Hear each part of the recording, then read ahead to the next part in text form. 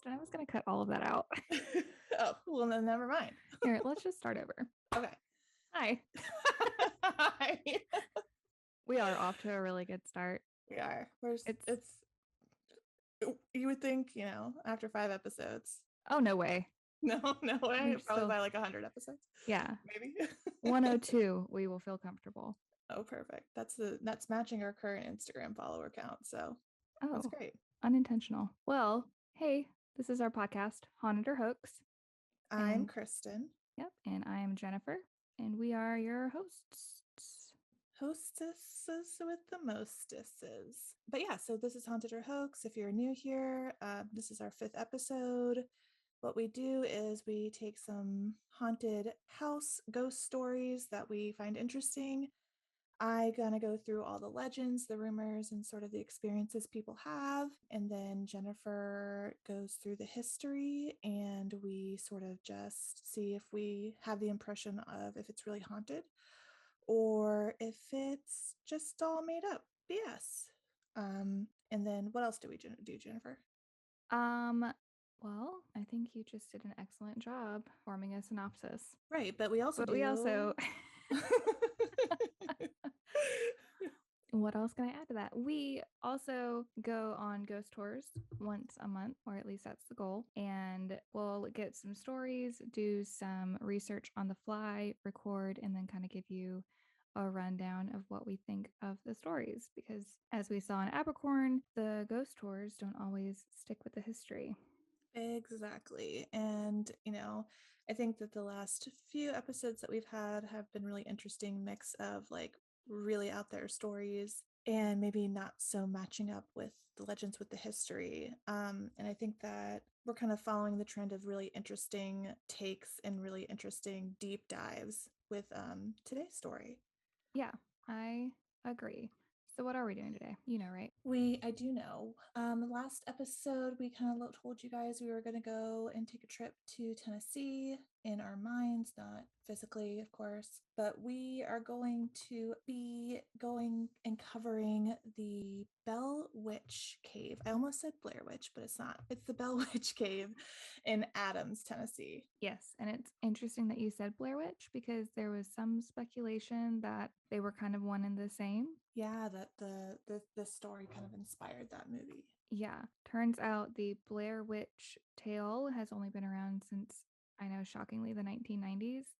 Mm-hmm. This has been around in history since the 1800s. So Right. a couple of years on it. Much longer. And I think the Blair Witch, I think I vaguely remember my mom telling me that the Blair Witch was filmed near where she used to work. Oh, really? Mm-hmm. Oh, that's Which is neat. really interesting. I have to ask her, but I'm pretty sure that's what she told me. But totally different places and totally different time frames and totally different witches. There's a lot of witches out there, and these two are separate.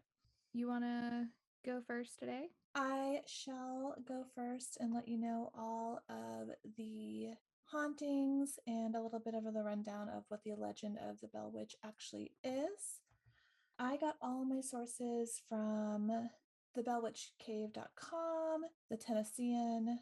I got a little bit of an experience story from Reddit, but most of my information came from a Ghost Adventures episode, season 10, episode 5, and then Expedition X, I think it was season 2, episode 4. I'm almost certain. But yeah, so I will go ahead and just get into it. Let me see, where should I start? So the beginning would be good. So the haunting began in about 1817. John Bell, the father of this family and the owner of Bell Witch Farms, witnessed an apparition of a strange creature. Now, there's a lot of different accounts of this strange creature. Most of it is a big, shadowy, dog-like creature with glowing red eyes. I also, in Ghost Adventures, they describe it as a dog with a rabbit's head and being very large. So he saw this strange dog-like creature and fired at it in his cornfield, supposedly, and it ran off. And then from then on, The Bell family and the Bell farm were plagued by an entity that they called a witch. Some of the experiences that they had were incessant knocking, like hard knocking on their doors and walls, shrieking, chains being knocked around, and growling and gnawing at their doors, Mm. growling at the doors, like gnawing on their beds, and then like disembodied voices. One of the members of the family who was affected the most by this entity was Betsy Bell, who was 15. She was the daughter. Apparently, this entity, which they called a witch, pulled this girl's hair, slapped her around constantly. Like the door would fly open and then she would like get attacked. She was one of the main targets. Mm-hmm. The other target was John Bell. He was the one who apparently aggravated the spirit, so he was one of the main targets as well. He heard a lot of whispering around him. He was always feeling like he was being watched, that sort of thing. Now, John Bell was supposedly murdered by this witch entity, this evil spirit. The story goes that one night he went to bed, and the next morning his family found him poisoned by a mysterious black liquid that was found by his bed. Mm. And as they found him in this liquid, a disembodied voice of the witch said, "I gave old Jack a dose of that last night, which fixed him," before like shriek laughing and then I guess fading away, which is creepy. Mm-hmm. That is foreboding. And I mean, you can't catch a killer if the killer's a evil spirit. I have a lot of questions, but I'm going to let you go on. Okay, all right. Well, I'll hold chime my in. questions till the end. Hold your questions to the end. So John Bell is thought to be murdered by this entity. The son of John Bell actually wrote a whole diary kind of explaining what was going on. He called it Our Family Trouble, Richard Mm-hmm. Bell. And a book was written later about the experiences with this family by M.V. Ingram, which takes that diary and sort of also expands on it. It was just a little bit part of the actual book. You know what this gave me was big Amityville horror vibes. Yeah, as I was kind of researching and learning about this, I was like, wow, somebody wrote a book about your experiences. But he actually wrote the book way after the experiences happened. I think 70 years or something afterwards. I think it was 1930 the book came out. Yes. So a little bit afterwards, but yeah, it definitely was something like, oh, I was this, reading the book reviews on Amazon because it is something that you can like purchase. And I was thinking about getting it like the 99-cent version just to glance over real quick. But when I mm, read the reviews, everyone was like, this is great as a work of fiction, but it has nothing to do with the story. And I was like, yeah. oh, Is it in the fiction section on Amazon? mm-hmm, Is it? it is. Because everyone in the episodes were talking about it as an authenticated, like nonfiction account, which is also giving me big Amityville Mm-hmm. vibes when it first came out. Yep. Um, what was something cool is in Expedition X, Phil and Jess went to the museum and they have the original there, Mm. and they actually got to touch it. They got to do the thing that we always Oh, want to do, what is a dream. touch the original. One Um, day, one day. one day we'll be able to touch really old Paper. really old paper. So yeah, so I'm guessing that I didn't see a lot of information after John Bell was murdered other than like this entity presence had continued to plague them. So I was a little bit confused because in the Ghost Adventures episode, they don't really go into a lot of like who this witch is or who this entity is. But in Expedition X and in some of my other research, they do kind of elaborate on who the rumored witch is. Um, it is someone named Kate Batts, who was, legend had it, apparently engaged to John Bell, and he broke it off. And then she, I guess, was really jealous of the life that he made afterwards. And on her deathbed, cursed him and said she would like ruin his life and be the end of him. And then she died and became this evil entity, supposedly.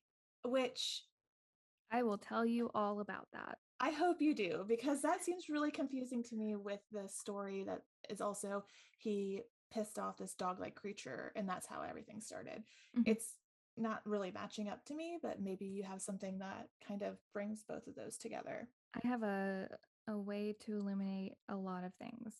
Oh, perfect. We love the process of elimination. Ah, Um, but I will tell you also, there was another story where a child named Drury Bell and a friend on the Bell property dug up some Indian graves. Supposedly, the Bell farm is built on 4 to 5 thousand Indian graves or Native American graves. And they found a skull and brought it home, and a tooth fell out of the skull and fell between the floorboards. And that's what cursed the Bell farm. the tooth or digging up the skull? I guess it's like a combination of both. But Like, the was the tooth, tooth that was that like the straw that broke the camel's back? I mean, I'm guessing that when these two children brought this skull into the house, their mom was not very happy and was like, go put that thing back where it came from, or so help me. Yeah. Um, and then I guess the tooth remained there because it fell. Hmm. And so not being able to be put back to its resting place cursed the Bell Farm and invoked this witch entity. I see. I see. So, I mean, we all know that there's lots of bodies buried all over the United States being built upon. That's nothing new, but a single tooth cursing a whole entire family. Man, can you just imagine how Savannah carries on functioning? I mean, right. Right. Also, I thought that was really interesting because later in Expedition X, when they go to this museum, they have like the dentures of some of the Bell family, like the dentures, like the fake teeth. Why? I don't historical It's neat. historical reasons, but also if you believe the legend, why are you keeping teeth anywhere We near? didn't learn our lesson the first time about keeping teeth around. Exactly. Don't keep people's teeth. You know what? When I have a kid, your teeth, I'm sorry, going in Oh, the trash. no, I So, think I think my mom did keep our teeth. oh, you know what? My mom definitely did keep my teeth. And you know what? I know how I know? Because when I was 16, I was going into her jewelry box Oh looking. gosh. I was looking for a necklace to wear, as one does, steal jewelry from their Oh yeah, for mothers sure. when they're teenagers. And I was looking and I opened up this part of her jewelry box, and all of my little like teeth containers, whenever you lost your tooth, Mm-hmm. were in there. And my little baby teeth, I was horrified. So I don't, I guess we all keep teeth in the end. But what, I mean, I guess what else would you do with them? I'm not gonna lie, I did keep Cleo's like one of Cleo's puppy teeth and one of Tucker's puppy teeth. I have like it was like their little canines and they're so tiny. But what are you going to do with them? Just Make stays. an, You know, it's in my jewelry box as well. jewelry boxes are just not for necklaces and rings and bracelets anymore. Nope, It's just for keeping teeth. your teeth. Um, so yeah, I guess teeth Ew. are are a anchor for spirits as well. So be But careful. okay, so if I was a curator of a museum and I saw someone's dentures, that wouldn't be something that I like. Well, maybe the 1800s dentures are like something interesting to look at. I mean, maybe they look like just regular dentures. Oh, really? They didn't look like how they say George Washington's dentures were like wooden. Wasn't that a myth? I think it was, but But they weren't wooden. they weren't wooden. Well, at Nothing. least there's that. I mean that I guess that confirms that myth is debunked. Would that mean that um, when they open their mouth, they would be barking? no, I didn't get what you were talking about at first. No idea. Snaps laughed at my joke. Oh, snaps! I love her. Where was I? We Dentures got and museums. gentures and museums. We're going back on track. We're going eventually. I wanted to kind of go through some of the experiences that the Ghost Adventures team and the Expedition X team had, as well as some independent experiences.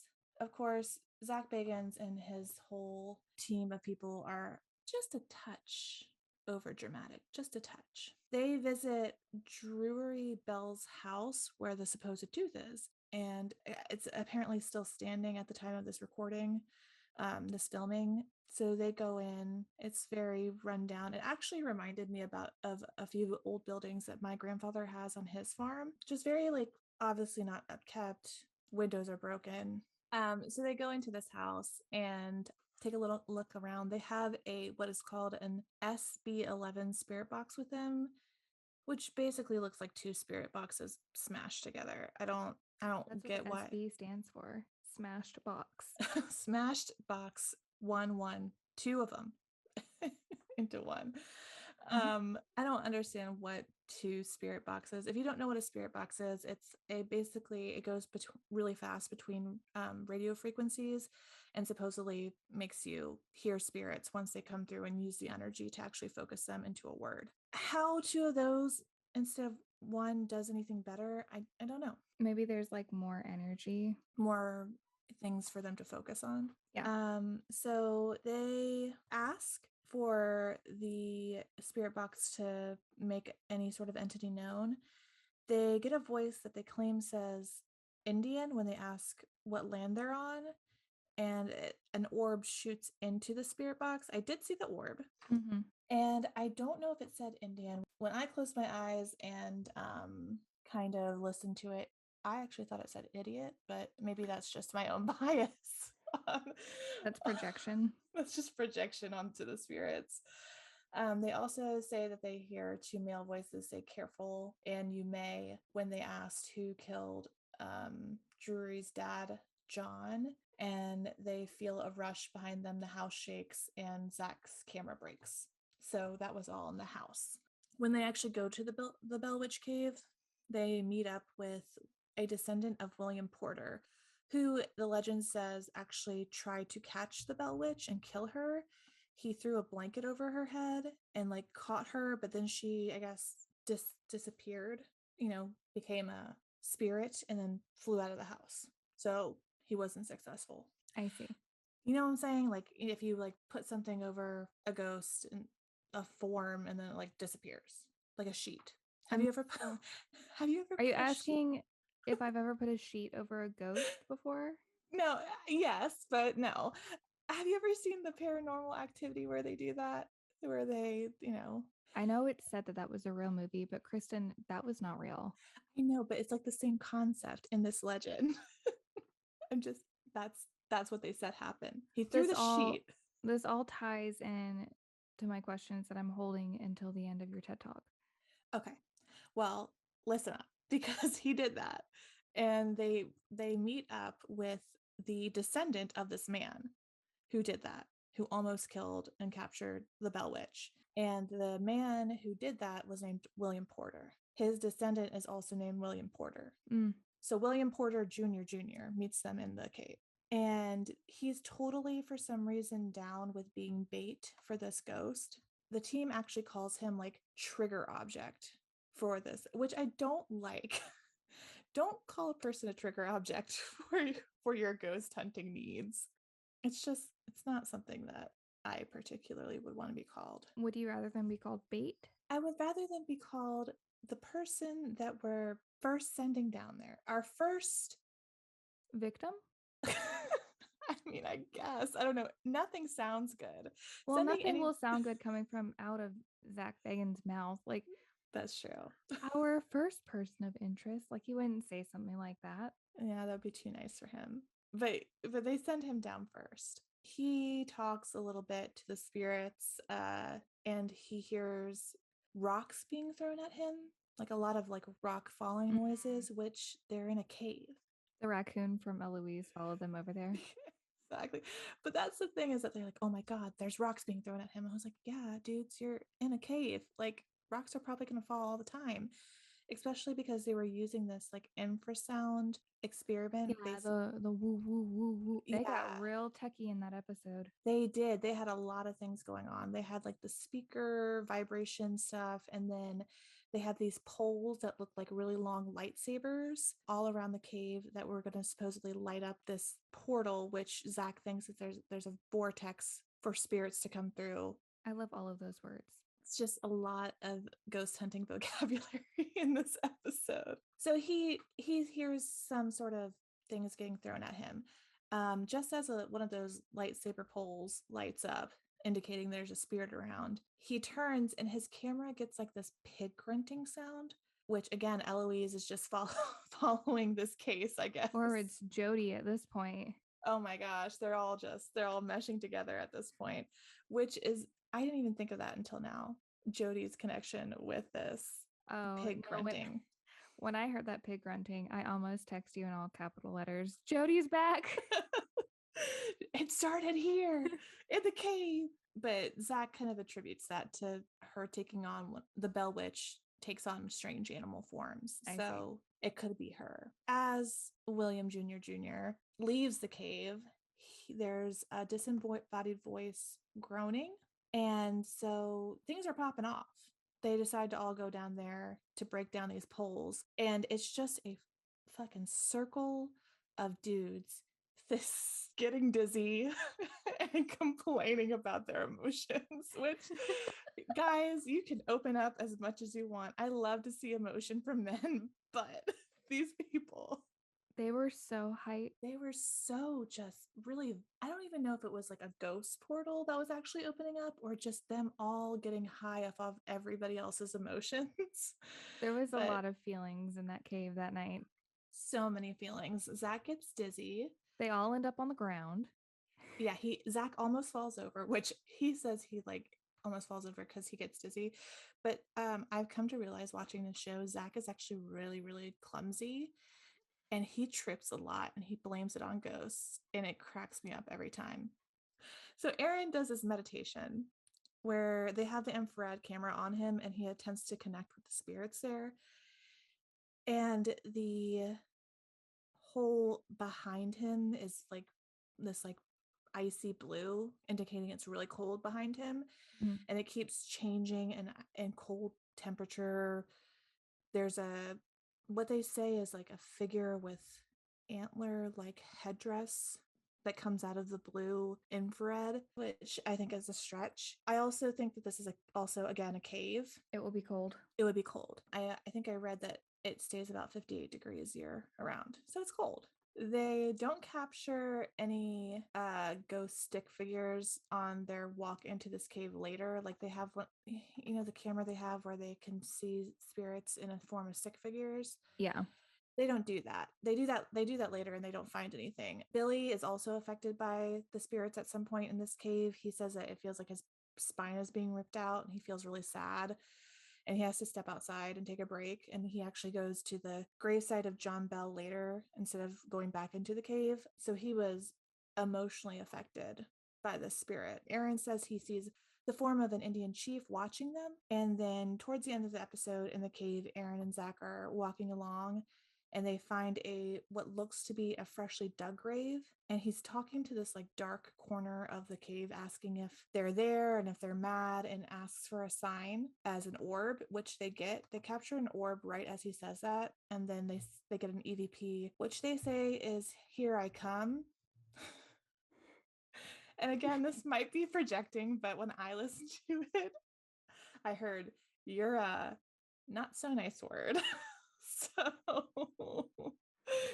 that might just be me just being totally That's a done with this very episode. contradictive interpretations. Like, here I I come. right. You're a not so That's great word. not nice. But I think it might have been just me being done with this episode. It was a lot of technical, bringing every one of their equipment in, and then it just feeling like it didn't pay off. Mm-hmm. They did go really deep into this cave, which I hated every minute of because they were in tightly squeezable spaces and very low ceilings. And at one point, Aaron was like, "Oh man, I feel claustrophobic." And I would never gone. How these people follow Zach into these situations, I have no idea. I certainly would not. I would not go caving in general. No, I don't. So that's another thing. In Expedition X, the next episode of regarding a Bell Witch that I watched, they also go into a cave. It's not the exact same. It's like a different part of the Bell Witch cave. And they also go what it's called, I guess, spelunking is what caving is Yep. called. And again, they're like going through these caves. It's very dark, very slippery because there's, water running underneath in these caves. They find Phil and Jess are the ones that are investigating, and they find bones, like a hell of a lot of bones in these caves. Just loose bones. They don't ever specify if they're animal. I'm hoping that they're animal, but they find a lot of bones, I saw which a movie like that once, and it was called The Descent, and it didn't have a really good outcome for anybody. so that was my problem with this episode. Every time they found more bones, they even found a candle among these bones. No, no. And that was my thought. I was like, please turn back. And every time they're like, let's go forward more. And I was like, you guys So this are poses a second question. How okay. many bodies, how many bones, plus how many candles would it take for you to get out of Dodge? So Just one to candle? one candle to every 5 bones. Oh, there's a ratio. Yes. These people found one candle and literally a pile of 30 bones. Was it the descent? Like, did they find people screaming on the walls? No. No, but they did hear a sound of what sounded like a woman screaming. No. And Oh, God, I want to throw up now. right. Uh, And what did Phil do? He bring back. followed it. Oh, He followed the noise because he's a skeptic and he's like, I'm going to figure out what this is. And even if it's like a big animal that's bringing in these bones or the Bell Witch, I don't want to know. I don't want to know. Get out of there. Save yourself. so I was laying in bed and Snaps was asleep on my stomach and I was asleep on my back, like Mhm. passed out. And I heard someone scream. And it was like 4 a.m. Right? Joe just happened to be awake next to me. And I opened my eyes because I was like, did I hear that or did I dream that? The only thing that validated what I heard was the fact that Snaps popped her head up. And I was like, ooh, Hmm. she heard it too. And it sounded like someone was like a woman was being murdered. Right. This is what they said that like they heard a scream. So I slapped Joe and I was like, hey, did you hear that? He was like, no, I didn't because he had these stupid canceling headphones on. But we had a security camera out there. And I was like, can you check the camera? And he was like, are you sure you didn't dream it? And I was like, no, I need you to check the camera. So he went downstairs to get some water and he checked it while he was down there. And he came back and all of a sudden he went from being very skeptical to very serious because lo and behold, it was caught on the camera. And it was legit. It sounded like a woman screaming like a ah. Oh my gosh, no. It was terrible. Gross.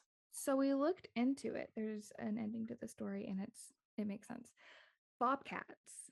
And we have bobcats around here. Mhm. There are bobcats in Tennessee. Bobcats make that noise. They sound Oh. that's like their scream. So, from the woman screaming to the bones, I don't know if they're candle enthusiasts. It might be a bobcat, but do bobcats stay deep in caves? It wouldn't be super deep, but I think that they do have like dens and stuff. Maybe this is a den. I don't know. They see, the thing is, we don't ever get to track down the sound source in this episode because Phil scrambles up and then falls down part of this cave. And at that point, I would say, turn around. But he falls and rolls down like a deep part of this cave. I thought for sure he had broken something. But he just pops back up and said he's fine and they keep going. They're sporty ghost adventures is what I like to call them because they were getting beat up from the elements and just kept going. What if But we switched the two teams and we put Zach in that position where he just took a tumble down a. oh my gosh, there would be an ambulance. There would be an ambulance rushing, and he would be in a neck brace the next time we saw him in an interview. I don't think he would be able to hang out with the Expedition X crew. What I did find interesting about this episode is that they got a lot of like present day quote unquote experiences. Like they went into this cave because a expert cave diver had said that he was in the cave and he heard a noise like somebody groaning. And so he went to go get the fuck out of there like the other people should have. And something pulled him back down and scratched him. Oh, And so that's why they investigated. he showed pictures of his scratches, and I don't want to negate anybody's experiences. Your experiences are your own, and of course, what you believe is what you believe. The scrapes to me look like something that I feel like a lot of people would commonly get if they are cave diving a lot. It kind of looked like, like blacktop burn kind of. Mm, So like a little bit of road rash. yeah, yeah. Like I assume that you could probably get that from rocks, but he says it was scratching from an entity attacking him. So I also really like this episode because they went as far as getting a gas detector to check for methane gas to make sure that Mm. there wasn't, because a lot of caves will give that off. A lot Mhm. of material that the caves are made out will give off a methane gas, and it can cause you to hallucinate if you breathe too much methane in. So they actually brought a gas detector and tested it. There was very, very low amounts, nothing that would make you hallucinate. But I thought that was a really great thing to kind of rule Mhm. out something going on. They kind of wrapped this up, again, going to the property that the Bell farm is on. When they went to the property, there was no house there. They said all the structures had been basically dilapidated down to like being torn down, except for the graveyard, the cemetery, and the old well. So that made me confused. I guess there's a little bit of time between the filmings between these two shows, but Mhm. the Ghost Adventures went to the house, and then when they went, there was no house to be had. So I don't know. They go to this property though, and they go to the well that's still there, and guess what they do? I'm hoping you're not going to say they decide to spelunk down the well. They go down the well. No. Yes, they go down the well. They repel Phil down this well. He's already fallen. I don't understand.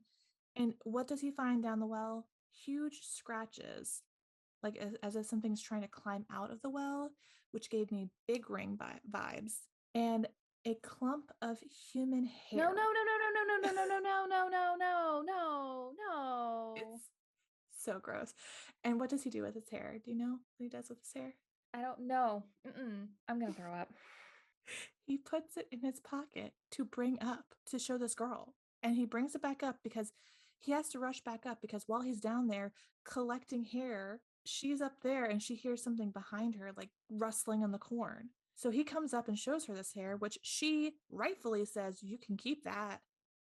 I don't want to touch it." Um, and that was that. They went and kind of like did a nighttime lurk around the gravesite of John Bell and like sat in some corn. They didn't really find anything though. They had like a lot of noises going around them. They got one EVP, which they think says yes, yes when she asks if the Bell Witch is there, and they hear a lot of disembodied whispers around them, but nothing like appears to them. They don't capture anything on camera. They light a candle and then walk away. None of the sensors go off, but once they come back to the sensors in the camera, the candle's out, which you're like, oh my God, the sensors didn't go off, but the candle's out. You're also outside. The wind could have blown. You didn't leave a Exactly. camera on there? Yeah, they didn't leave a camera. So, That's not a good idea. exactly. So, in both of these episodes, I didn't find anything too like, oh my God, that is. I did find an interesting rumor though, that after this Ingram book was published, President Andrew Jackson, before he was President Andrew Jackson, actually like went, rumor has it, he actually went to the Bell Farm to check this out and go on a witch hunt. That's what a historian said was a rumor, like a legend. Mhm. So I thought that was pretty interesting. And then they also found an independent account of a soldier who was at the Bell Witch property, Bell Farms, October 12th, 1820, talking about Betsy Bell in a letter, who people came to see because of the witch's disembodied voice coming out of her, like accompanying her. So that was an independent account from a soldier that a historian Hmm. named Dave found. So yeah, as far as current encounters, I didn't find too much.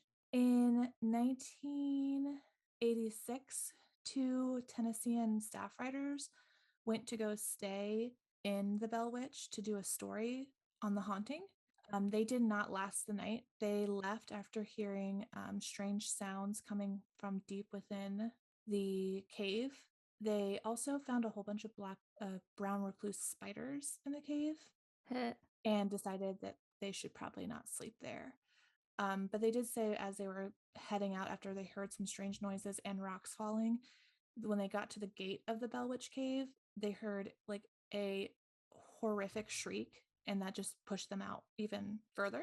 And that was their experience in 1986. Present day experiences, when you take a rock from the cave, supposedly that gives you a curse if you take a rock from the cave itself. People return the rocks in the mail all the time after getting reports of being sick. Somebody claimed that their leg had to be amputated after taking a rock, and that tragedy has befallen their family after taking a rock from the cave.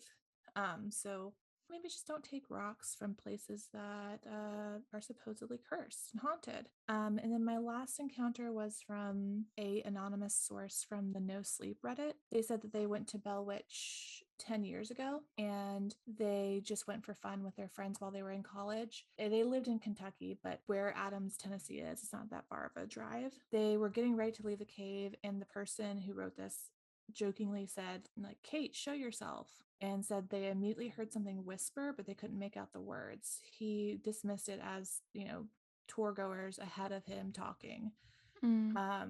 When they started back towards their car, there was a dog on the property that was like growling and barking at his car. And he jokingly said, was like, oh, I guess my car is haunted now. Once they got in the car and they started up to head back towards the highway, they had cranked the heat because it was like 50 degrees outside, and their car would not warm up.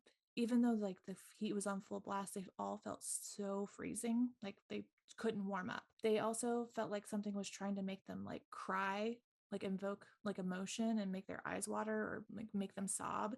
They all felt like that overwhelming sadness feeling. All the windows fogged up, and as they pass an exit and some lights, they notice a backwards K and a handprint embossed in the fog outside of their window. So they said all of this stopped once they hit the Kentucky border, and that was that. They didn't have anything else after once they got home. But those were their experiences as they were leaving the Bell Witch Cave. So they didn't have any photos of the handprint fogging up or anything. I guess nobody thought to take a picture. I was going to say 11 years ago, they probably didn't have that capability, but you had cameras in your phone then. Oh, for sure. So yeah, so those were all like the legends, the kind of paranormal activity that supposedly is going on in the Bell Witch caves and the Bell Witch haunting.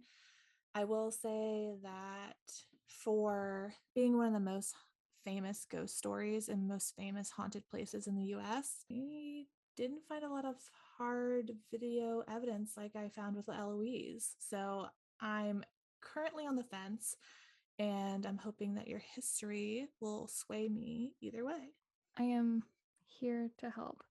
I did want to bring up that story that you just shared about the backwards K being on the windshield or on the Mm. window. So, Kate, the supposed witch, Kate Batts, originally spelled her name with a C. Oh, The K was adapted later on. interesting. So she didn't even spell her name with a K. Mm-mm. Interesting. Throwing it out Just there.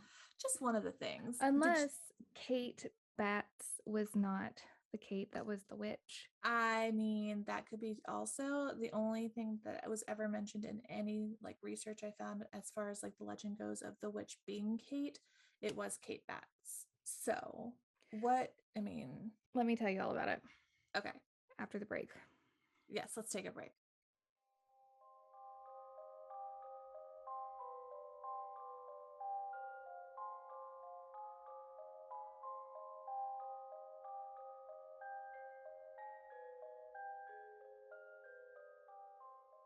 Welcome back. Welcome back. We're ready to go. We're ready for all of the truth and nothing but. Perfect. So I used bellwitchcave.com slightly because they seem to do more of the legend information. Mhm. Where I got most of my information was from bellwitch.org. Mm. And this guy has done tons of research. He's made tons of trips to Tennessee to research this. He said he grew up as a local, but then he moved away. So he grew up learning the legend, but then he kind of got tired of the legend and wanted to know what actually was going on. So he'd be a fan of our podcast. I think so, unless I'm telling the story wrong, in which case I'll probably get a hate mail. But that's okay. I'm okay with those as long as they're warranted. So, all of his information, he cites the sources, and they're all like church minutes, city records, Oh my gosh. private journals, stuff like that, that he has had access to in the archives. So, it has been like, I feel like the source is very reliable. And Yeah, he wrote his definitely. own book. In case I want to go order it, it is on his website. So we have a few characters in the story, and it kind of reminded me of the Crucible, where there were way too many characters to start out with. Mhm. So I'm going to do for you what I wish the Crucible had done, and I'm going to break down each key character before we get into the story. So you have John Bell, who is the landowner, the patriarch, and also the punching bag of the Bell Witch. You have Lucy Bell, who is the wife of John Bell, the mother of seven. Mm. She is the second favorite of the Bell Witch, often being sang to and brought fruit by the witch. Oh, so the witch is nice to her. Yes, second favorite. Okay. So then you have Betsy Bell, and she's one of their seven children. She has really bad taste in men, according to the Bell Witch, and she is engaged to Joshua Gardner. I like how your eyebrows went up when I said that. I'm also just thinking in my legend, she's like 15. So, I mean, we She's all had bad engaged. taste. We all had bad taste in men when we were 15. Kate Batts is the suspected witch, and she's also rumored to, quote, make eyes with Richard Powell on occasion. I'll Mhm. mention Richard later on. Then Joshua Gardner is the fiance to Betsy Bell. You have Richard Powell, who is the school teacher to the Bell children, and he lived nearby to the Bells when he moved into town. It's said that he may have rented a room from them, and he also started becoming fond of Betsy as she grew into adulthood, quote, quote. The ripe old age of 15. Got it. Yeah, yeah. Lastly, you have Calvin Johnston, who is the favorite of the Bell Witch. The Johnstons were close family friends to the Bells, and he would often stay over at their house and hold conversations with the witch so that she would leave the Bells alone so they could sleep. Mm. Okay. So, John and Lucy Bell married in August of 1782. He was 32 at the time, and she was either 12 or 17. Oh my God. What? There's some discrepancies on her birth date. Like we have an official, like an actual, this marriage happened on this date because they have a marriage certificate. But there's some discrepancies on the dates on when she was actually born. So Either way, 12 or 17, he's 32. 17 isn't so far of a stretch. Like even 15 isn't far of a stretch in like the 1700s. I mean, I know, but I know okay. it's wild. Like It's 12, so I was like, oh. it's so gross. They were originally located in North Carolina, but they made the move to their Tennessee farm after they had a big loss of crops in North Carolina in 1805. They were Mm. actually doing really well in North Carolina, but then they had a really bad winter and it ended up killing all of their crops between 1805 or 1804 and 1805. So they ended up and moving to Tennessee. Around 1817, the family began experiencing all of the tormenting of the Bell Witch. They started, like you said, hearing strange noises, which turned into full conversations, regular physical assaults, and daily afflictions. She called herself Kate, and she would often voice her opinion about Betsy's engagement. It would also physically abuse Betsy. She said that the relationship with Joshua would not go anywhere. It would just lead to despair. And so Bummer. she often made predictions like that. She apparently knew a lot about the past and the future, and she would make Mm. predictions. So that went on for a while. The Bells actually kept what they were experiencing to themselves for a long time, but then they finally decided that they wanted to tell someone, I guess, to be like, hey, are we Yeah. going crazy? Yeah, I did read that in the legend that they did keep it to themselves a lot. And I think in Expedition X, Phil raised the question like, oh, until they wanted to start making money. And I was like, and I don't think that they were trying to make money at that point because you wouldn't just come out with this at this period of time. Hmm. Because not only just because of the fear of not being believed, but also like I think they were heavy in the church, like legend says. And the church is going to frown upon that sort of thing Well, going on. I looked at this. How far out was this from the Salem witch trials? 1692 to 1693. Okay. So a good amount out. A good amount, but I feel like witches had the same attitude towards them. Yeah. Don't Anyway, communicate with witches in the 1800s. you don't say the word witch.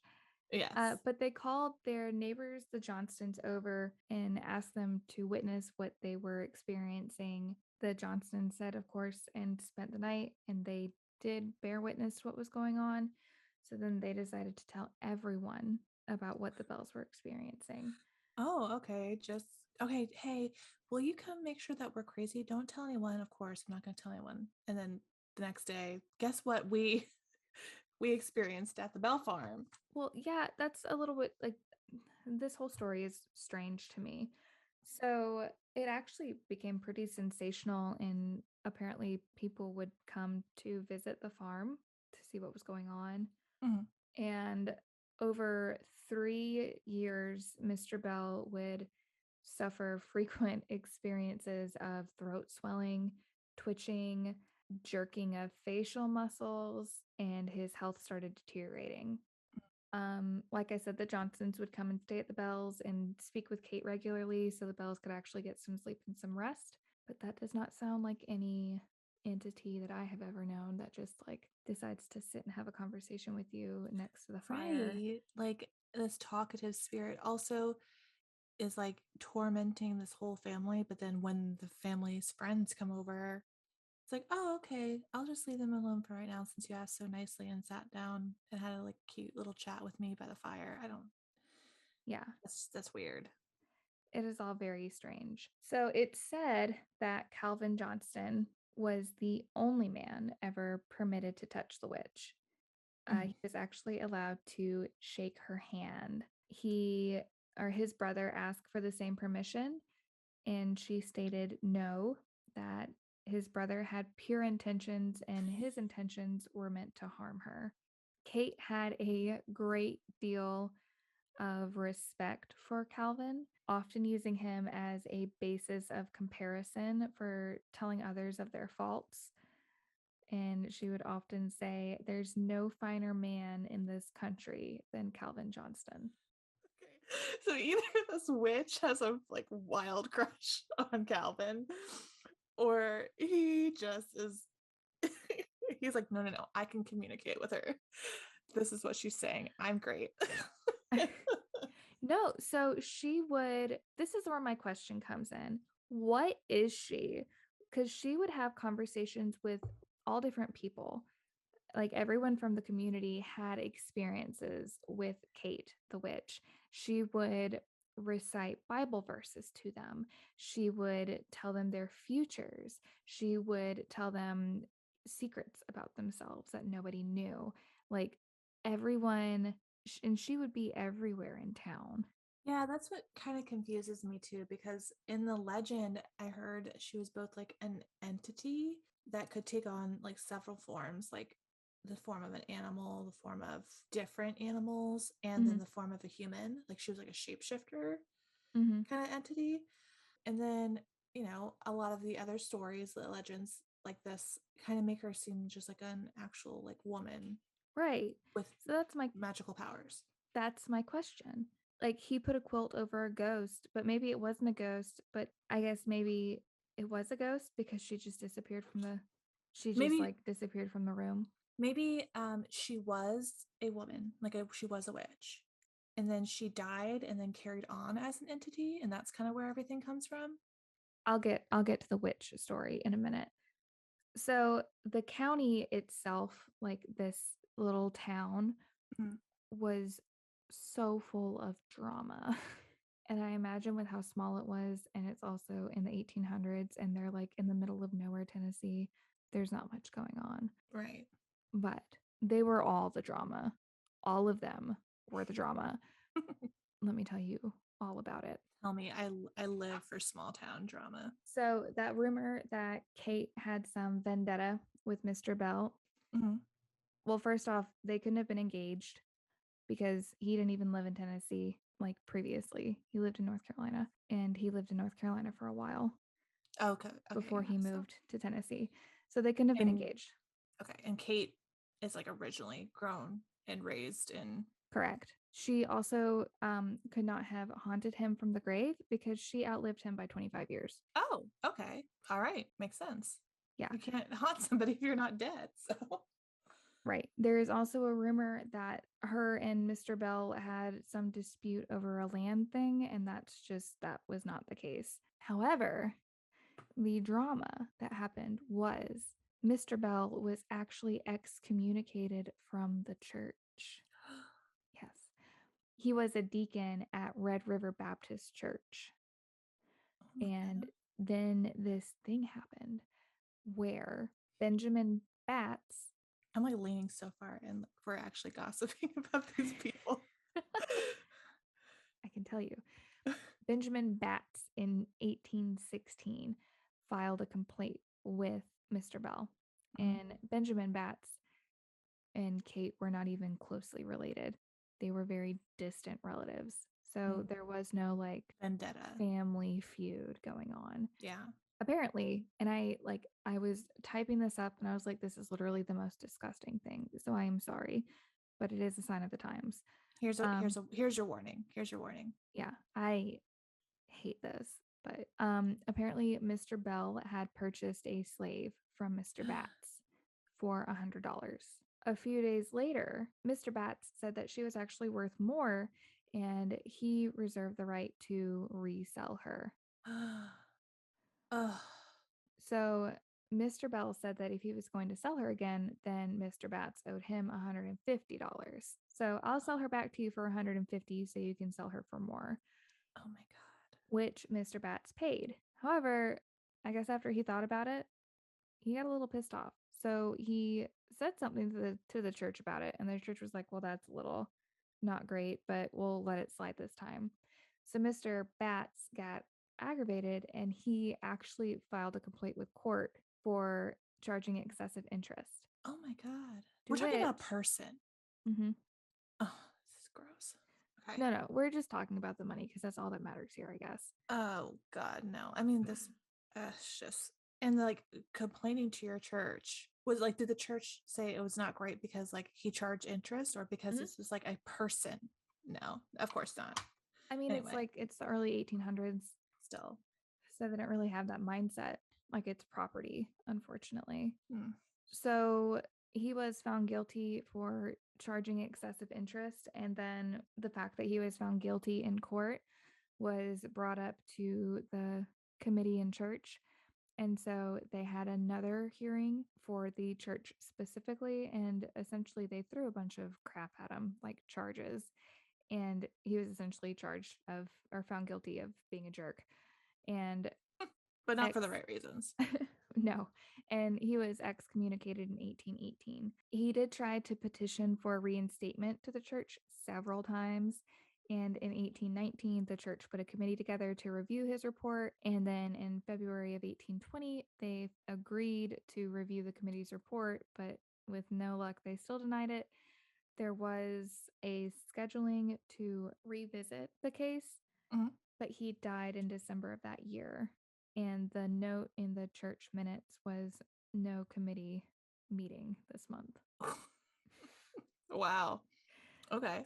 What the writer of the site stated, and what I thought was also interesting, was there was no mention of like the happenings going on at the Bell farm at any point. They knew about it, like everybody knew about it, But they but just were like not writing it down. there was no mention of it. Like maybe he's being crazy because there's crazy stuff happening or something like that. Like, no, not at all. But as a side note, Mr. Batts was also excommunicated from the church in 1825.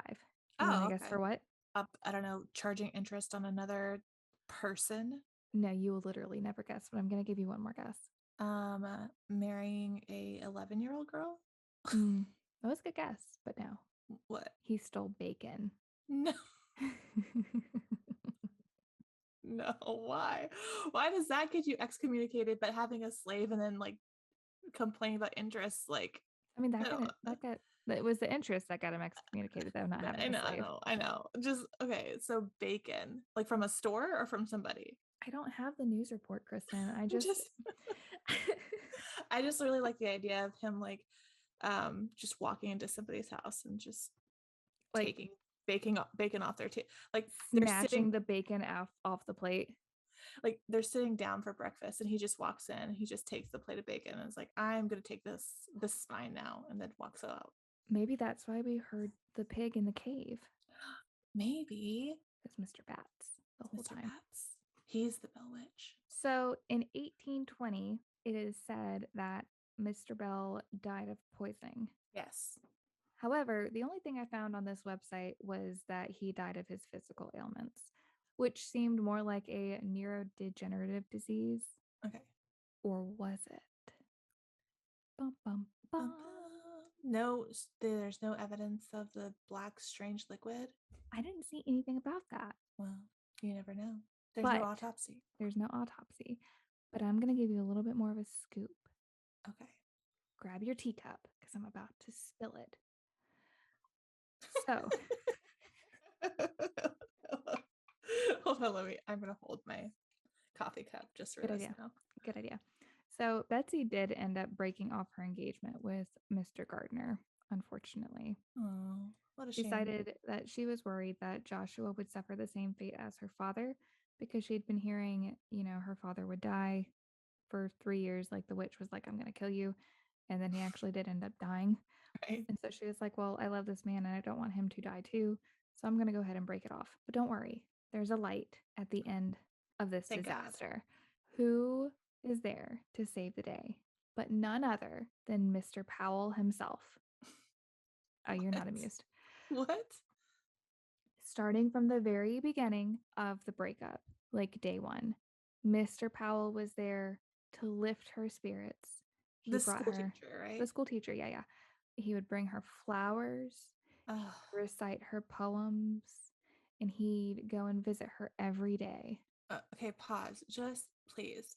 I love poetry. I write poetry. If Zach were to recite me poetry in front of me, in front of my face, like out loud in front of me, cringe right out of my body. That's not romantic. Please don't do that. I don't like it. I would just like to recite a line from a poem that a boy wrote for me one time. No, no, God, okay, go ahead. You know exactly what I'm going to say. I know. Your eyes are like two black holes, always pulling me in. And then I said, please stop. Because because that is the worst thing anybody could ever do, is to forcefully make you listen to the poetry that they wrote. Shayna thought that it was fantastic. I'm sure. Shayna, thanks for listening, by the way, but you're wrong. No, like in a funny way. Oh, okay, good. God. Then you're right. Listen, dude, if you're listening, I know we were both like, we were 16 and it was a different time and you were trying your best. And I'm really sorry I ghosted you after that. I am not sorry that she ghosted you after that. I hope Anyway, you learned your lesson. Don't be too surprised, but they did end up getting married after 3 years of courting. Oh, well, 3 years. Well, she's like 18 now, right? So, But wait, there's more. oh gosh, It gets deeper. it keeps going. It keeps going. Shockingly, he was previously married to a woman named Esther Mackenzie Scott. of Dixon County, Tennessee, Mm. who was 18 years his senior. Oh. And it was especially weird for that time for the wife to be older than the man, Yeah, I imagine. but much less like 2 decades older. Right. Apparently, Mr. Powell never mentioned this marriage. He kept it very like under wraps, Mm-hmm. but he did reference it in his personal diary. And there was also a reference to his settling of her estate in the Robertson County public records. Esther conveniently died in 1821, a few months after John Bell Sr. died, and the same year that Betsy broke off her engagement to Joshua. Interesting. You see where I'm going with this? Mm-hmm. Mr. Powell was also suspected of being part of the occult. Mr. Powell's the Bell Witch. I'm rocking your world. I am so like my mind is blown right now. So, oddly enough, Richard was never around when Kate put on these demonstrations. Wait, so I just want to say Your mind is blown. I just want to say I'm not saying he's the Bell Witch. We're just saying you've never seen them in the same room together. Okay. Yeah. All right. He also never spoke or wrote about her. Like he just pretended like she wasn't there, which I thought was very interesting. There was one account that said an incident took place at the schoolhouse, and this involved Calvin and John Johnson. You remember Calvin? Yes, the most pure, beautiful, wonderful man in the world. Who, while walking down the road by the schoolhouse one evening, noticed a glare of a candle burning inside. And so they had some time to spare, so they went to go check in on Professor Powell. After several unanswered knocks, they decided to go ahead and enter. Unable to find Mr. Powell, they stood and waited by his desk, casually glancing at all of his books that he had. Mr. Powell soon arrived, running quickly to his desk and putting away a book that had been left open. Calvin apologized, saying that he was just glancing and he hadn't read the book, and Mr. Powell said that it was an old Latin book and not important. So Calvin is very smart. He's so smart. He's the No, smartest man in the world. No, listen, I will get into that later. He was Okay. actually very smart. Okay. He I was believe well you. versed.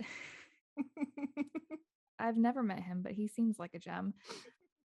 He was well versed in Latin and Greek, and he later commented saying that nothing in the book appeared to be Latin or Greek. Interesting. So some assumed that this was Mr. Powell's ciphering book, which belonged to his father and had like math equations and stuff. His father was also very well educated, and it was essentially like a equation book plus like his journal kind of. The author of this website, who has done all the research, has actually seen Mr. Powell's ciphering book. I'm so jealous of everything that he's been able to look through. And he says that its contents are easily decipherable and includes occasional use of Greek symbols and math problems. And he does not feel like the book was the ciphering book that Calvin saw. Gotcha. So another account comes from the descendant of Joshua Gardner's younger brother. Okay. Several, and this is kind of like fourth hand. So I would say this is more of a rumor. So several children, including some of the Gardner and Bell family, were walking home from school late one afternoon and discussing a difficult problem that Professor Powell had asked them to solve. As they were walking, they became more confused and decided to turn around and go back to the schoolhouse and ask for some clarification, which good on them. Take that initiative. Yes. Yeah. They found the door locked and heard distinct sounds of Mr. Powell's voice coming from inside, speaking a language that they didn't recognize. Upon hearing their knocks, he ceased speaking and opened the door, saying that he must have been daydreaming and that no one else had been present. So they started to kind of chat among the children, like themselves, gossip, about Professor Powell's incantation, and it went on for months. And it said that, and this isn't proven, this is just hearsay, that Mr. Powell severely punished several of them when he learned about these conversations. Wow. So I'm not saying that he did it. We're not, but we can't say he didn't do it. Right. Because let me finish. So now we're going to have those, the end of the movie where you get to see how everybody ended up. And Right. it's like a slow motion. A picture's going to pop up. A picture is not going to pop up. This is a podcast. But Right. I But will tell you, imagine the pictures yeah, I will tell in you your how brain. everybody ended up. Well, John Bell ended up dead. Well, Uh, obviously. he didn't make it through this movie. Lucy Bell inherited the land of her husband, which ended up being over 100 acres, and passed of natural causes in 1837. They're also buried together. They I are. mean, I've seen the tombstone. It says like John Bell, and then it says his birth date and death date, and then like in a corner of this same little tombstone, it says with wife Lucy Bell. Like just like it's like, oh, it's an afterthought. It doesn't have her birth date or her death date.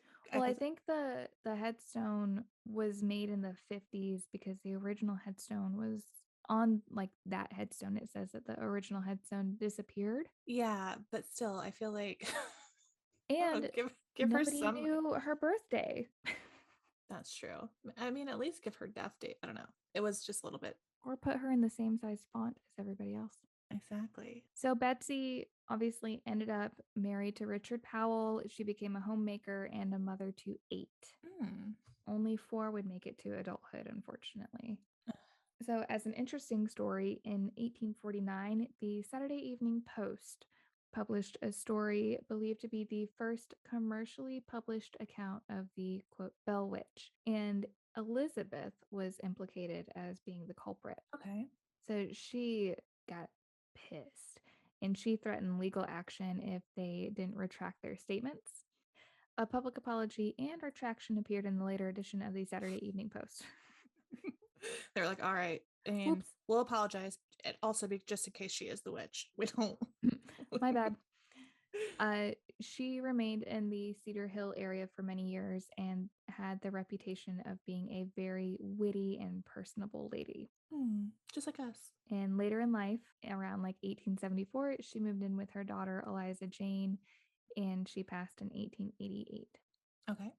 So Kate Batts, the only thing that I could find about her was she outlived John Bell by 25 years. It sounds like she was just like the city. Scapegoat. Well, like she was different. Um, Also like us. yes. And so I guess it was easy for her to be accused of being a witch or whatever, but she outlived him by 25 years and pretty much just did her own thing. Good for her. So Mr. Gardner moved away after Betsy broke up with him. Broke off.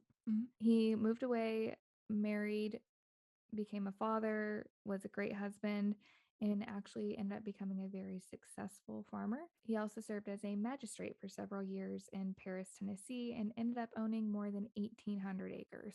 Wow. So I mean, Betsy, just saying. I think Kate Maybe might have had it wrong. maybe the prediction was wrong and you married a creepy occult guy for nothing. Speaking of, Mr. Powell became a politician. Ew. However, he suffered a massive stroke at the peak of his career that left him unable to fend for himself or his family. Mm, And they actually end up becoming destitute. Joshua tried to write them a letter to like plead the state to kind of help since Richard was a politician, mm. but the state was like, nah. No. No, thank you. Um, so his health slowly dwindled and he died in 1848. Mm. So Betsy died like 20 years later. And it was said that Betsy didn't like being alone and she refused to sleep by herself. She had to sleep in the same bed with someone and she preferred to be in between the person and a wall. Interesting. So Calvin Johnston was my favorite character out of all of this. Me too. He's just He dandy. he was a very smart man and he actually was subscribed to America's first science magazine, Mm. which is kind of unheard of at that time. And he also invented Braille, but not really. So he worked up this method where Mm. blind people could read. And he was like, all right, I got it. And he rode into town to get the patent for it. And when he got there, this French guy with the last name of Braille had just gotten a patent for the same thing a week earlier. Oh no. He was just a little too late. A little too late. So I think the Johnsons were just very intelligent. John was actually the one who asked Kate to let him touch her hand, and she was like, no. No, you're gross, but your brother is fine. So, He often had like harsh conversations with Kate. They didn't really like get along with each other. And Kate became angry with him at one point and threatened to kill him. And on his way home the following morning, he noticed what looked like a shadow of a long, sharp knife behind him. oh And he no. thought to himself, if the Lord wants me to die, then I die. I will not run. And he stood in his tracks to see what he was dealing with, and the knife never disappeared. And after taking time to kind of check out his surroundings, he realized that the knife was actually a shadow of a blade from a corn stalk blowing in the wind. Well, but you know what? Listen, he is a smart man because whenever I'm laying in bed and I think I hear something, and my mind starts to trick me into thinking that it's somebody coming into my house or like a ghost, Mm. I'm like, I close my eyes and I say, you know what? If I'm gonna die, I'm gonna die. And that's if this is my time to go, this is my time to go. And then I wake up in the morning and I make myself toast. So Right. I have the same, we're on the same level. Well, after this, he started thinking that many of the so called encounters with Kate probably had very logical reasoning behind them, such as Mm, a corn blade blowing in the wind, and that most people ran away frightened without taking the time to really check things out. So it right. sounds like the Johnstons were on it. My favorite part of this is Calvin's epitaph, and I'm a sucker for a good epitaph. So his gravestone reads, remember, mortal man, as you pass by, as you are now, so once was I. As I am now, so you must be. Prepare for death and follow me. Wow. That's a good poem. And I don't mind you reciting me poetry. But See, Calvin is the best guy in the world. I just, I mean, there there just some there are some interesting characters in Adams, Tennessee. They're all drama. They are their own little version of Dynasty. Didn't it remind you like of the Crucible of like all these Yeah. things going on? Yes. So that's really all that I have. It literally has nothing to do with the cave. Like I was sitting here getting ready to talk to you, and I'm like, the Bell Witch Cave. I don't have a single story of the cave aside from a child getting his head stuck in between some rocks on the cave Oh no. and a witch allegedly lifting him up out of the rocks after he screamed for help and carrying him to the entrance of the cave and letting him go. Yeah, they don't ever explain really like what the cave itself has to do with the Bell Witch, except for like in passing, I saw a rumor that Kate used that as her childhood clubhouse. Mm-hmm. But then there was nothing ever mentioned about that again. So Mm-hmm. I guess like the cave was supposedly where the Bell Witch resided when she was not tormenting the bells. Mm-hmm. But I don't know. I think that Richard Powell did it. Okay, so my thing is that like if Richard Powell was behind the witch, right? Like Mm-hmm. he had he constructed this master plan to like make up this witch He or held like hands with Calvin. he like And no, really listen, okay. liked So Calvin, he liked him because he was also an educated man. but he really liked him. Like he borderline had a crush on him. Calvin stated that the witch had velvety soft hands. I think Calvin and Richard made this up together.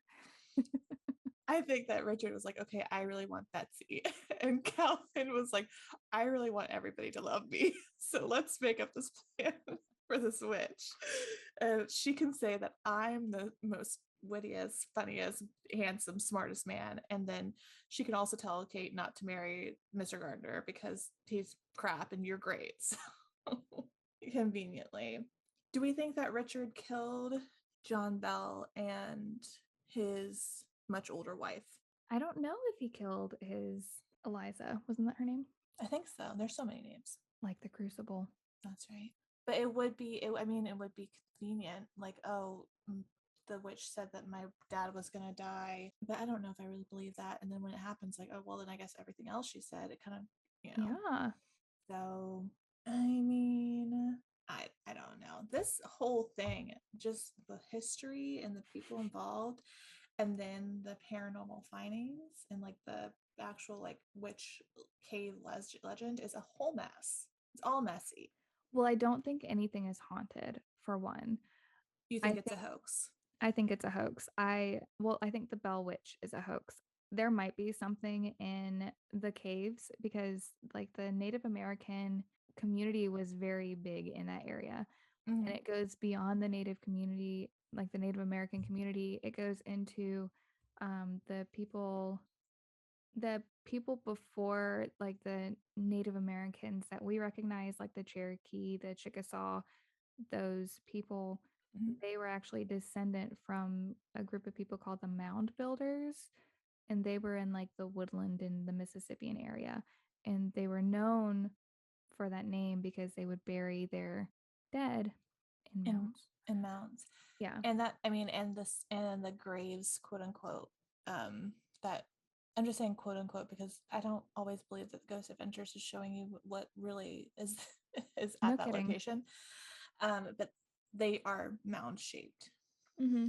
um so that kind of tracks. And both of the episodes that I watched and in the Tennessean story that I read, they do heavily mention the Native American graves that are there around the cave, and some of the bodies were moved into the cave Yeah. supposedly. So it would not be a stretch for some sort of spirit activity to be going on Mm-hmm. like that. But as far as a witch, I know I don't think there's any witch, especially after you saying that Kate specifically has like literally virtually nothing to do with the story. Mm-mm. She's not there. There's no really big heavy evidence like when I found with Eloise, a lot of like EVPs and stuff to support. Even in the episodes that I watched, there wasn't really a lot that they could give that was substantial. Mm-hmm. I find it very interesting that William Porter didn't show up in any of your research, the guy that supposedly caught and tried to kill the Bell Witch. No, listen, this guy has like a table with all the key characters, and he does like a little biography, and he has like their birth dates and stuff on there and everything. Mm, He's nowhere on there. interesting. So I don't know. Okay, so I know that supposedly William Porter was Lucy's brother Mm, because they called it John's brother-in-law. So mhm. she could there this guy that they had on the episode of Ghost Adventures could very well be a descendant of William Porter, who was Lucy's brother. I guess I don't think that he had anything to do with this whatsoever. So yeah, this is all very. I went into this thinking that like, oh, okay, this is gonna be chock full of just overwhelming evidence to be a haunting, and I didn't find No, pretty it much was one anything. giant episode of Degrassi. Like It was one giant arc of all my children it was and just their witches. there was so much. Oh, I did want to mention President Jackson. Jackson. No. No, So he wasn't there. no, he wasn't there. The guy did some research of real estate records and also research of Andrew Jackson's journals, and he indicates that he owned a property in the Red River settlement, and he Mhm. often visited the area, including the home of a John Bell, but there's no documentation that he actually encountered the Bell Witch. Mm, And then he goes on to state that the word documentation, he's referring to eyewitnesses' accounts written by Jackson himself, and the ink and signature are authenticated. So he gotcha. wants like for real validated things. There's also considerable evidence that suggests that Jackson was not even in that area during the time of the haunting. Gotcha. That makes sense. He said he also would really like to get his hands on the journal of some of Jackson's right hand men at the time of the disturbances, Mhm. but he hasn't been able to do so due to lack of time and money. But apparently, there was a story of a witch tamer with a silver bullet in Jackson's entourage, and he suspects that it is Captain John Gordon, who was a scout and a spy and a very close friend. He said that if the encounter really took place, then he is positive that Captain Gordon would have written about it. So he's Oh yeah. really anxious to get a hold of his journals, but he hasn't been able to yet. But no, it doesn't look like President Jackson was there. I want that to be one of my titles eventually. I want to be Captain Kristen the Gordon? the witch tamer. Oh, the witch tamer with the silver bullet. That'll be your new album. Yes. I have a question though. Mhm. I mentioned earlier that there was a part of the Ingram book that was called Our Family Trouble that was written by one of the Bell children. They said that Ingram supposedly got this straight from the Bell family, and then after he wrote the book that he wrote, the original diary disappeared. Mm. Did this guy on your website find like any original of the Bell diary? Like does he have any of the Bell's diaries or journals or anything? So he has a section on his site called Essays on Key Topics. Mm-hmm. It's essentially blogs. And there's a blog on here called quote authentic and official accounts. And he starts by saying there's a very fine line between fact and opinion. And then he gives you the definition of authentic from dictionary.com, not false or copied, genuine, real. And he said using those definitions, an account of the legend must be supported by unquestionable evidence and must be in agreement with known facts if it is considered to be authentic. All of the books, movies, documentaries, and websites that claim to be authenticated accounts of the Bell Witch, none fall within the above definition of authentic. Wow. So he's just like dragging Wrong. them. He said that there's a part in the book that has to do with Kate Batts and the number and gender of her children as reported by the book doesn't go along with the census and the other records of the period. Mm, That's just the beginning of many errors of historical fact. So it just kind of leads into the fact of it being like not not really. authentic. Yeah. So probably the Richard Bell diaries are most likely the ones that quote unquote disappeared after he included them in his book. Probably are not. Just like the interview tapes from Amityville. George Litz that nobody has ever heard. Heard. Yeah. Also, I think it's just very interesting that George Letts was supposedly into the occult, and so was Mr. Richard. Powell. Yeah, Richard Yes. Powell. So The parallel stories are a little strange with this one. I have I know that is really interesting. Yeah, I'm gonna say this is a bit back like fat hoax. Yeah, I think so too. I'm But sorry. listen, if you find a clump of hair in a well with That's what I want. scratches, call the cops. If you Right, find bones in a cave, call the cops. It doesn't matter right. if we think that there's a ghost there or not. If you find human remains somewhere, it doesn't matter if you think that it's an old burial ground. Call the cops. Yes, exactly. Don't put it in your That's pocket. that's what I'm. That's what I'm saying. He when he put this clump of hair in his pocket, I wanted to throw up. Like, don't do that. I mean, I don't do it. How does he know that wasn't like a dump site? Right. Or I mean, Like, just because the story ends in 1830 whatever doesn't mean that people can't kill on that property. right. And they probably, I mean, are counting on people being too scared to go there at night by themselves. Hello. So I don't know. Just it's a bad idea. It's just a bad leave remains where they are and then call the authorities. Don't touch things. Don't bring skulls inside to show your ma. Don't touch anything. Don't keep teeth. Don't keep. Oops.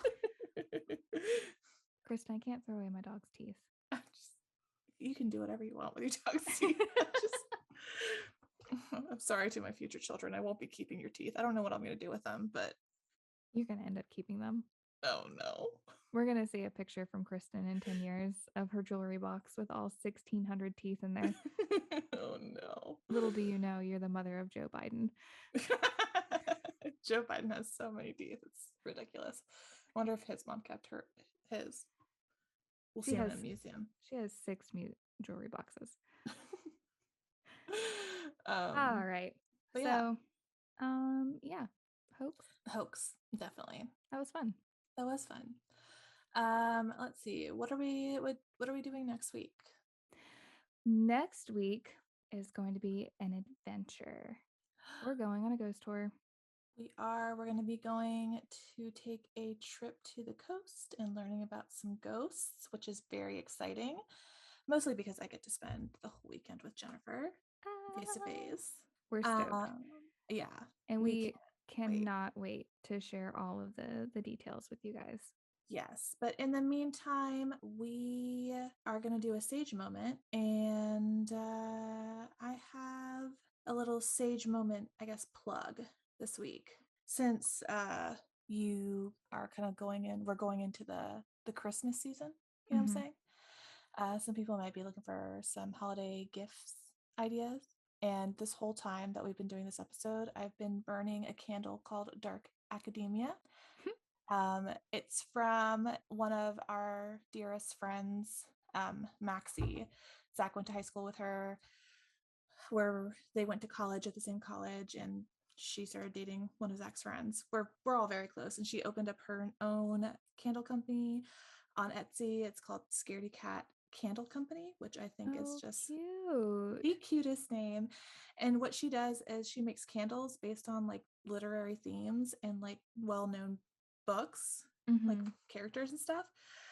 So I have two of them, Dark Academia and Enemies to Lovers, and they smell so good. They burn so well. It's not overpowering. So yeah, shout out to Maxie. This is the only free plug I'm gonna give. Everybody else has to sponsor us in some way. But go check her out on Etsy. You should take a picture and put a link on our Instagram story. Definitely will. I will go ahead and take a picture of this candle and put it on the Instagram story, tag their business page so you guys can go ahead and order yours before Christmas presents need to be coming in. Yeah. So my sage moment is a little like bittersweet. Um, this weekend we had some terrible news that one of my classmates and his wife unfortunately had been murdered. Mm, Somebody broke into their home and shot them. And it was it's very awful. sudden, and they were two of the nicest, most genuine people you will ever meet. He was such a stand up guy, always wanted to do the right thing no matter what. Just a real golden soul individual. And she Mm, was right there with him. They have a 2-year-old little boy who thankfully was not harmed. Um, thank goodness. but they today actually caught the shooter and charged him with the murders. And I'm so glad that there was justice served so quickly. That doesn't always happen, and that's a great thing to Right. kind of give the family some closure and hopefully some answers. Yeah. So, what we're going to do is I'm going to send Kristen the link to their GoFundMe, and all of the proceeds will go to the arrangements for the couple as well as help supporting their little boy in whatever he may need in the future. The families are absolutely stellar families, so there is no concern about the funds being mishandled by any means, and any little bit would help. So that will be linked on a brighter note. I was deciding that I was gonna, maybe stop on the jokes for a little bit, but Mhm. given Thanksgiving, I decided I probably couldn't quit cold turkey. So there you Good, go. good. Keep them coming. I do want to mention something really quick before we kind of wrap up. Also, in a few episodes, I think it was episode 2 of Amityville, I said my dad sent a picture of a scuba diver with a tuba, and gave a shout out to my dad, which still shout out. My dad listens religiously, and that's so great. But that picture and joke uh, came from my stepdad, Joe. So shout out to my stepdad, Joe, who also listens and sent us the Thanks, picture. Joe. I'm so sorry. I have like 4 sets of parents. You'll learn as I go. And I don't read my messages very well, obviously. So I apologize. Joe, but for the record, I told Kristen to change your contact picture to the scuba tuba just to clear up just any so I confusion in the know. future. But yeah, so that was it. Yeah, so we want to hear all about your ghost misadventures, where you'd like us to cover next, any ghost tours we need to go on, any ghost tours we need to avoid, all of it. If you could send it to hauntedorhoaxpod@gmail.com, we would love you for it forever. And be sure to follow us on Instagram. We are Haunted or Hoax Pod, and the tweeters H or H Pod, and we're also on Facebook at Haunted or Hoax. Yeah, follow our social media for sure. We post whenever the episodes go up. We post if we ever have a delay, because something's messing with our audio. And we have some really great contacts. We have some very great content, and we always are looking for that interaction. So For we sure. want to kind of grow into a nice little community. And So sometimes you even get to see pictures of our pets, which makes it all yes. worth it. Yes. And then lastly, don't forget to rate, review, and subscribe on Apple Podcast. The rates and the reviews give me a little warmth in my heart. And they also are a huge help to get the word out about the podcast. Please, please. We're not begging, but we're kind of begging. I do really enjoy reading those reviews. Yes, they're so great. And again, ending this, but thank you so much for listening. This is our Yes. 5th episode, and we've gotten so much amazing feedback and so many new listeners, and I'm just so excited about it. Yes, it is very validating. Definitely. And then I guess we'll see you guys next time. Yeah. All Sounds good. right. All right. Bye. Bye.